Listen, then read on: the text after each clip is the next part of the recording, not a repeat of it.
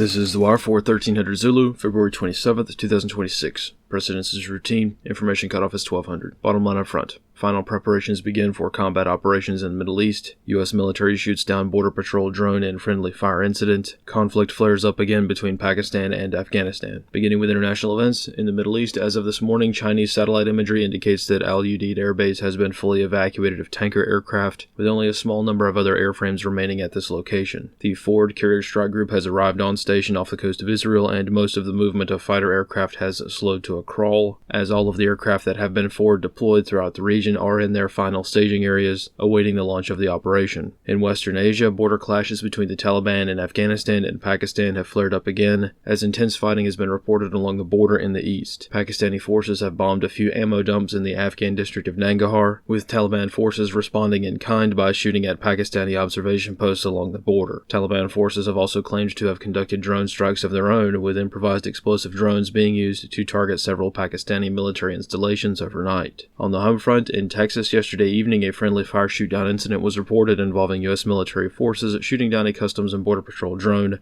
which was conducting patrols along the southern U.S. border. Analysts comment. Many details have not been provided on this shoot-down incident just yet. However, it looks like a CBP drone was operating along the border in the vicinity of Fort Hancock, and due to a lack of deconfliction measures, they shot down one of their own drones using a laser-based defense system similar to the system that was being used in El Paso last week. Analyst comments for this wire. In the Middle East, so far everything is lining up for the next potential strike window to open up sometime this weekend, with weather conditions throughout Iran being favorable for most military operations.